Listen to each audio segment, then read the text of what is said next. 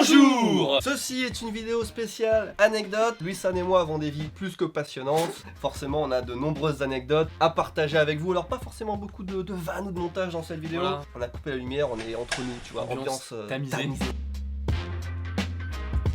Voilà, c'est 3 anecdotes pour lui, 3 anecdotes pour moi, d'où le titre 6. Merci de ne pas faire de commentaires là-dessus, s'il vous plaît. On commence par une anecdote à moi, puisqu'elle est très fraîche. Elle date de ce matin. On part sur de la maladie. Comment j'ai failli avoir une maladie hyper rare. Ça date d'hier. Alors, il y a 3 semaines, on remonte 3 semaines en arrière d'abord. J'ai fait, avec Akiko, on a tous les deux fait un bilan de santé. Check-up total, voilà. On te regarde si t'as pas des prédispositions à certains cancers, on te fait, voilà, les yeux, les oreilles, machin. Enfin, on te balance sur des machines avec du liquide dans les entrailles et tout pour faire des radios dans tous les sens. Bref, c'est extrêmement complet. C'est la première fois qu'on le fait et on a eu les résultats hier. Et hier, tout de suite, Akiko, elle me dit est-ce que tu peux checker ça? Parce qu'apparemment, il faut qu'on aille très rapidement voir chez l'ophtalmo, voir tes yeux, parce qu'il est fort possible que tu aies... Alors, comment ça s'appelle? Le syndrome de Vogt-Yam... Merde. Le syndrome de Vogt-Koyanagi-Harada. Alors, c'est un truc que j'avais jamais entendu parler. Il y a de grandes chances que personne n'en ait jamais entendu parler. C'est hyper rare. Ça touche une personne sur 400 000, parmi lesquelles des femmes et surtout des latinos et des asiatiques. Je suis vraiment le mec qui n'est pas concerné du tout à la base, et quand on te dit vous avez peut-être cette maladie, tu te dis ah bah j'ai de la chance quelque part. Ouais. Stress quand même parce que ça touche le système nerveux, ça touche les yeux, ça touche les oreilles, ça touche la peau. J'ai fait mes petites recherches. Sur Wikipédia français, t'as une ligne et demie, voire 2 lignes max. C'est une maladie auto-immune. C'est quand ton système immunitaire, ton propre système immunitaire, t'attaque toi-même. C'est surtout grave parce que ça peut te faire perdre la vue, enfin peut-être pas totalement, mais t'as une qui devient un chier si c'est pas bien traité. Donc lendemain matin, ce matin, de suite, on va chez l'ophtalmo à l'ouverture. J'étais entouré avec que des petits vieux de 70 ans, je me sentais jeune, je me sentais confiant du coup, tu vois. Et pendant peut-être 2 heures, j'ai fait tous les tests, ils m'ont fait faire tous les tests qu'ils pouvaient. Et au final, le médecin me dit effectivement vous avez l'œil, parce que notre regard en fait c'est le fond de l'œil, et j'ai le fond de l'œil qui est orange foncé, il tend vers le rouge, au lieu d'être dans le orange clair en fait. Et apparemment c'est parce que j'ai des bordures autour des yeux là qui sont plus fines, et bref. Et j'ai aucun des autres symptômes de cette maladie ni rien, c'est juste voilà, j'ai ma couleur qui est un peu plus foncé que les autres. Bah, conclusion, tout va bien. Tout va bien. C'était mon anecdote, très marrante, hein, très fraîche. Bah, ça a un petit coup de chaud quand même. Ouais. À toi. On reste dans le domaine de la maladie. La fois où j'ai eu la grippe A.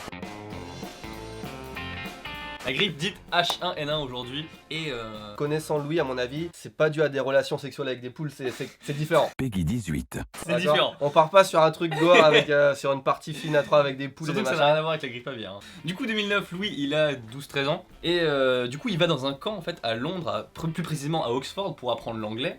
Et tu peux y aller soit en groupe, soit tout seul. Et je me suis lié d'amitié avec un groupe de Portugais. En fait, j'avais remarqué dans le groupe où j'en voyais, il m'a dit qu'ils étaient une vingtaine, mais j'en voyais que très peu. Est-ce qu'il n'y en avait pas 15 qui étaient déjà malades? Je voudrais pas spoiler. Hein, mais... Voilà, un jour, c'était le jour où on allait justement à Londres se balader, parce que Oxford et Londres c'est quand même assez long. Je monte dans le bus pour y aller, et le matin je me réveille, je suis un peu fatigué, mais je pas plus que d'habitude, je me dis bon, mauvaise mine, mais ça va s'arranger.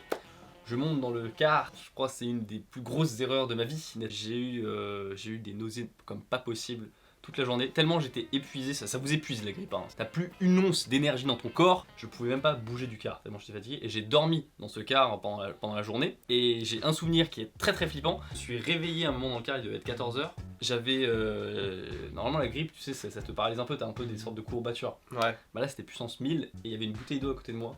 Imagine-toi, j'étais allongé sur des sièges, j'avais une bouteille d'eau à côté de moi sur le sol, j'arrivais pas à la choper. Je pouvais pas me relever, pendant bien 5 minutes, je ne pouvais pas bouger. C'est comme si pendant 5 minutes, tes yeux voient, tu peux bouger à peu près ta tête, et le reste de ton corps ne réagit pas. Mais l'aventure ne s'arrête pas là. Donc on rentre sur le camp, je me suis limite traîné jusqu'à mon lit pour y arriver. Et on m'a donné à l'époque justement le médicament qui faisait fureur, qui s'appelait le Tamiflu. C'est en gros le médicament qu'on disait c'est à peu près le seul médicament qui a un peu d'effet machin sur cette maladie. Là, il était en quarantaine parce qu'on était dans les premiers 100 000 cas mondiaux à avoir chopé cette maladie. Et alors qu'en France, si tu veux, c'est un mois plus tard que vraiment là tout le monde disait épidémie de grippe machin. Donc toi t'as été contaminé genre peut-être par des Portugais en gros. Voilà, mais très tôt. Et j'ai pris ce médicament Tamiflu, sauf qu'on m'avait pas dit les effets secondaires.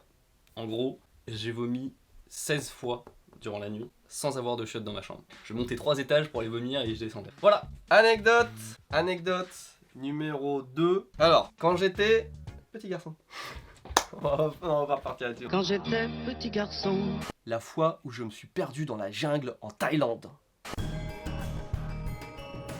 Quand j'étais en Thaïlande, je faisais un voyage en Thaïlande tout seul. J'avais fait une première partie du voyage avec Akiko, elle était rentrée parce qu'elle devait travailler et il me restait, je sais plus, une semaine, 10 jours. Mon objectif c'était un parc, une réserve, enfin tu vois, un endroit. Et j'étais allé là-bas pour faire un safari. Et j'arrive, et une fois que t'as payé, tu te dis bah c'est par là, t'as genre 15-20 km, machin, et t'as aucune navette, t'as rien pour y aller. Et du coup, bah ils nous ont dit non, bah vous pouvez, il y a des voitures qui passent de temps en temps, vous pouvez faire du stop, voilà. Il y avait un autre mec qui était aussi arrivé comme moi, comme ça, qui savait pas qu'on pouvait pas y aller vraiment comme ça. C'était un Canadien. On a marché et puis on a fait du stop.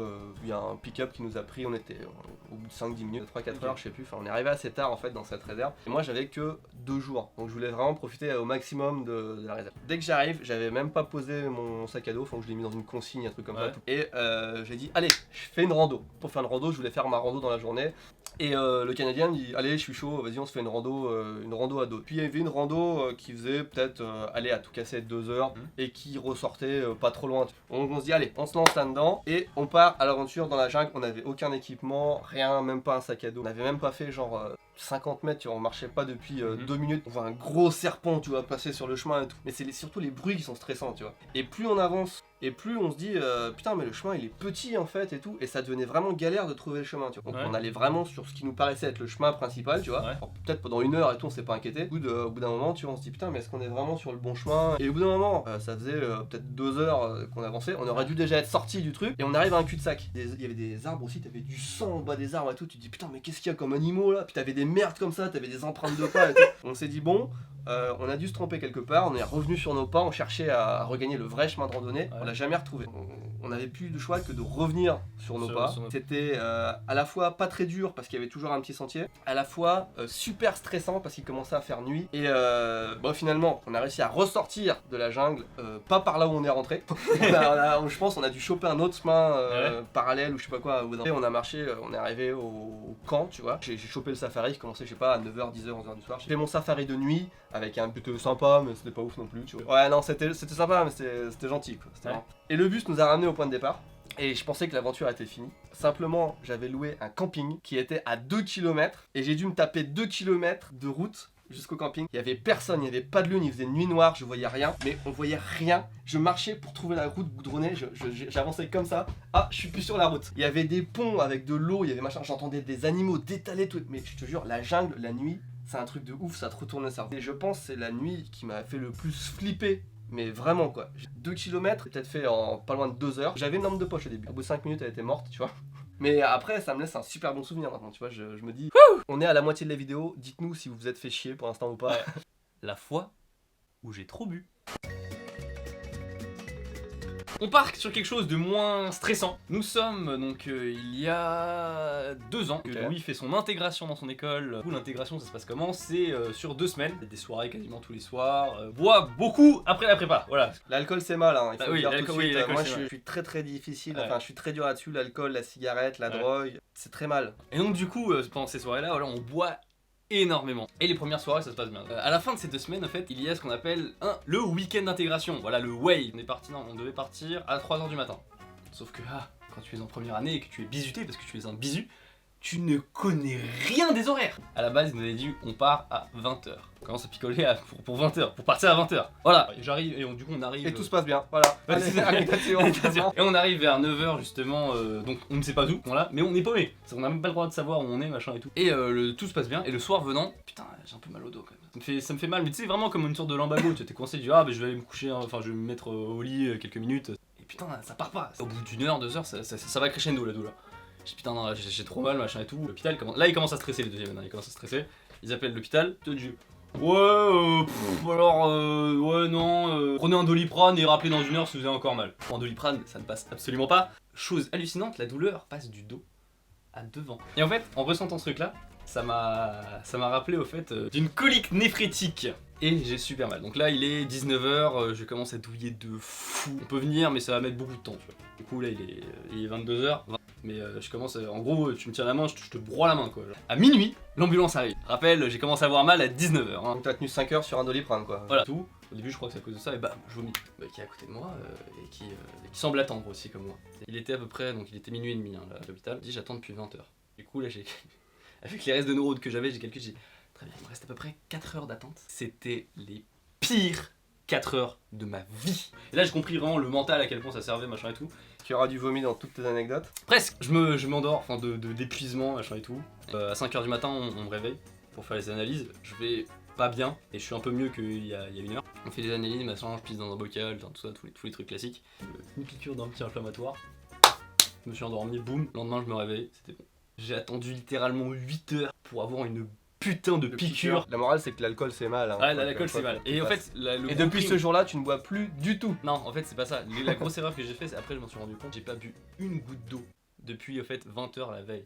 C'était ça, en fait, le truc. Donc, quand vous prenez de l'alcool, buvez de l'eau en quantité massive. Anecdote numéro 3. J'ai passé 24 heures en montagne, ça tourne mal. Quasiment tous les week-ends pendant quand j'étais au lycée, enfin que j'avais la voiture, 18-19 ans par là, avec mon meilleur pote et des fois avec d'autres potes, on partait, on n'avait pas forcément de plan, mais on partait, ça pouvait être en France, ça pouvait être en Allemagne, ça pouvait être en Italie, ça pouvait être en Espagne. On prenait 2 cartons de madeleine, chacun un bidon de 5 litres d'eau, et genre on sortait pas de la voiture du week-end des fois, on se posait dans une forêt, et puis tu vois on se posait sur le capot, on regardait les étoiles. On se fait une randonnée, on était dans les Pyrénées. Et on était avec deux potes, un mec et une fille. On leur a dit on va faire cette randonnée là. Et il était un petit peu, enfin c'était la fin de la matinée ou vers midi, un truc comme ça. On s'est dit ok on y va, on se donne rendez-vous en début de soirée quoi. On était parti un peu de nulle part si tu veux, ouais. dans la montagne. Et après on savait qu'il fallait qu'on aille à ce village. Il y avait de la neige et on n'était pas très bien équipés. On était jean basket, enfin on avait un blouson d'hiver machin avec des gants tout ça. Mais le set de base ici c'était jean basket. Alors on commence notre montée. Normalement, théoriquement on s'était dit une montée comme ça, il y en a peut-être pour 1 heure, un truc comme ça. Et je crois qu'on a genre mis 3 heures à monter. C'est-à-dire que plus on montait, plus il y avait de la neige. Et plus on montait, plus il y avait de la neige. On est arrivé en haut, on avait déjà de la neige peut-être jusqu'aux genoux. Très lent, surtout que c'était pas un chemin vraiment déterminé. Donc tu vois en dessous t'avais des cailloux. C'était galère mais on se marrait bien. Tu vois, on disait, putain il fait chaud et tout. Par contre arrivé au sommet, on était morts. On s'est dit on va appeler nos potes pour dire qu'on sera peut-être en retard. Mais pas de réseau. Surtout que c'était en 98, on était là avec nos Nokia, je sais pas 3510 là je peux pas de réseau. On s'est dit bon ils vont peut-être s'inquiéter mais c'est pas grave. On est en haut machin parce qu'on était vraiment crevé, peut-être une demi-heure de pause facile. On observe c'est magnifique. Pyrénées, les Alpes et tout. Enfin de toute façon en France on a des montagnes de ouf quoi. Et donc on était en haut, on était content quand même. On s'est dit putain on a fait le plus dur. Sauf qu'on commence à descendre et le putain de versant opposé, mais il y avait de la neige. Jamais vu autant de neige de ma vie. Et tu sais des fois ça le fait, tu passes un tunnel et t'arrives de l'autre côté, c'est tout enneigé, le paysage est différent. Et là c'était ça, mais genre la neige x 1000 quoi. Et on s'enfonçait, on descendait, on s'est dit bon ça va être tranquille. On descendait, on avait de la neige, des fois on avait de la neige jusque là quasiment, mais en général on avait de la neige jusqu'à la taille. Et on s'est dit putain on va jamais arriver au bout. Et on pouvait pas appeler nos potes. Le Nokia qui d'ailleurs après a gelé. Grosse galère pour descendre, on n'en pouvait plus, on était morts. Ah oui, si on avait une luge ou des skis ou n'importe quoi, un step plié, mais on avait que dalle. Donc on était morts. On a marché des heures à tel point qu'à un moment, mais vraiment, on était crevés. J'ai jamais été aussi fatigué de ma vie. On marchait, tu vois, et je faisais un pas comme ça. J'attendais, je reprenais mes forces. Deuxième pas. Et le jean qui gèle, et les chaussures et les chaussettes qui gèlent. J'ai encore des. Je sais pas si tu t'arrêtes. Ah oui, cicatrices là. c'est les gelures. J'ai eu tous les genoux qui ont été râpés. Je fais un gros pas, je ressors, plus de chaussures. Ça m'a pris genre 5 minutes à la chercher et tout. C'est qu'il a fait nuit, mais nuit noire. Pas de lune. Alors à chaque fois que je suis dehors, c'est pas de lune. Pas de lune. Alors nuit noire, on voyait plus rien. On savait pas où on était dans la montagne. Il faisait super froid, on était morts et tout. On s'est creusé un abri, genre mais vraiment le truc que tu vois dans les films quoi. Enfin on s'est fait pas un igloo mais un flanc de montagne. On s'est tassé un creux de neige et tout. On a creusé la neige pour se faire un abri. Tu vois, on avait genre un petit mur comme ça. Ah ouais ok. Et puis on s'est assis dedans. Logiquement putain on va passer toute la nuit ici, c'est horrible. On était mentalement, on était morts, mais moi j'étais là, je me disais putain faut pas qu'on s'endorme. Au bout de 5 minutes mon pote il dormait, j'arrêtais pas de le réveiller et tout. Et c'est hyper dur quand t'es crevé et qu'il fait vraiment froid, t'as vraiment cette sensation, tu sais comme les alpinistes et tout, tu dis s'endort mais il se réveille plus jamais. Tu es vraiment, tu luttes quoi et tout. Physiquement c'était une super, vraiment c'était hyper mental au bout d'un moment. C'est tellement triste, enfin tellement, pas triste, c'est tellement dangereux, enfin une sensation incroyable de dire que là si je m'endors, je peux mourir quoi. Et là ça commence à éclairer la vallée et tout. Ouais. Et on voit un espèce de refuge, enfin une cabane en bois. À 5 mètres de l'endroit. Ouais, ça aurait pu, hein. Ça aurait pu, on l'aurait pas vu. Peut-être à 500 mètres ou à 1 km. Et on avance jusque là-bas tant bien que mal. On arrive déjà porte cadenassée. Alors, l'intérêt de faire un refuge avec un cadenas à la porte, Tu on se jetait contre la porte et tout, et on a éclaté le truc, on est rentré. Le pire refuge du monde, t'avais un espèce de matelas, juste le matelas en métal, le sommier de matelas, Ok. avec une espèce de vieille couverture toute dure, mitée, enfin qui faisait 1 mètre sur 1 mètre, tu vois. Le pire, et un balai et une demi-bouteille de pinard. On a bu le pinard pour se réchauffer parce que l'alcool c'est mal, mais quand t'es en pleine montagne par -10, Là, il y a des excuses. c'est déjà j'aime pas l'alcool, mais on était à l'abri, on s'est posé sur notre sommier là. Je me suis levé une fois dans la nuit pour aller pisser dehors, c'est le seul force qui me reste. On s'est dit avec mon pote, on peut descendre, physiquement on était mort, mais quand même resté jusqu'à peut-être 11 heures au refuge, enfin ça nous a pris des heures pour se motiver, et on était toujours en train dans le processus de se motiver qu'il y a un mec qui ouvre la porte en fait. Ils étaient venus nous chercher en hélicoptère dans la montagne. C'est les 2 potes qu'on avait laissés, qui étaient censés nous venir voir en fin de soirée. Bon vote, du coup. Oui, bon pote. On a appris qu'ils avaient essayé de venir parce que tu sais, t'avais une route à partir du village. Ouais. Le matin, dès que le premier hélicoptère qui était libre, ils sont venus nous chercher en hélicoptère dans la montagne. Ils nous ont retrouvés genre tout de suite parce que tout de suite ils ont vu des centrales, des traces de pas, et puis il y avait un refuge quoi. C'est le premier truc, premier endroit où ils vont chercher. Et donc j'ai été à l'hôpital, ils m'ont réchauffé mon pied, etc. Non, j'avais vraiment les pieds bien gelés. Hein. Et mon anecdote, elle paraît faiblarde là. Ah bon.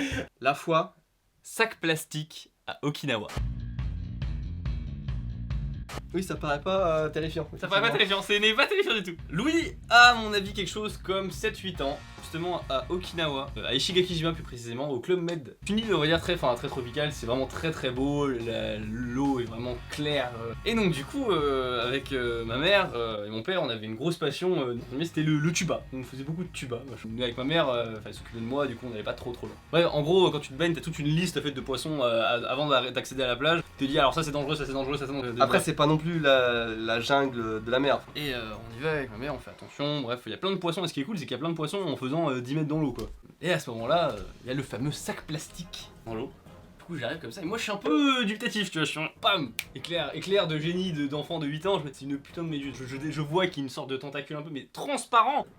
Et du coup, moi je dis à ma mère, oh c'est une méduse, machin et tout, et ma mère elle est plutôt posée, tu vois, plutôt posée dans la vie, elle dit mais non, Louis, c'est un sac plastique. Elle allait pour le choper, tu vois, hein. Clairement, tu sais, sans gants, sans rien, allons prendre la méduse. Ah, et vraiment, je crie fort, et je dis non, dans le tuba, du coup, c'est pareil, t'as dit, oh. Mais je gueule assez pour lui faire comprendre que c'est pas top. Et ma mère, au bout d'un moment, elle comprend que c'est vraiment une méduse, et là, on détale de l'eau. Ce qui est rigolo, c'est qu'il y avait un mono. C'est ton père qui dit j'ai trouvé un sac plastique. Regardez. Et du coup on lui rapporte ça, on lui dit machin et tout, et puis on lui il nous demande ouais où est-ce que c'était machin et tout, c'est dans son japonais, tu vois. Il voit la méduse, tu vois, il observe pendant bien 2-3 minutes le truc, tu vois, vraiment longtemps, moi je suis déjà retourné sur la plage. Et le mec il a fait un truc, j'ai vu la virilité en face de moi, le mec il a fait ça. Il a chopé la tête de la méduse, il a sorti, et elle était pas petite, hein, elle paraissait beaucoup plus petite dans l'eau, et le mec il l'a ramené comme ça sur la plage, il l'a étalé, il l'a fait sécher, et il l'a bouffé. Mais c'est ça, c'est l'expérience de la vie. Il faut Voilà. faire plein d'expériences, et puis un jour on peut faire une chaîne et on explique aux Voilà. gens comment ne pas faire ces expériences. Merci beaucoup d'avoir regardé cette vidéo, si elle vous a plu, n'hésitez pas à lâcher un pouce bleu et à vous abonner, et on vous dit à la prochaine. Tchuss.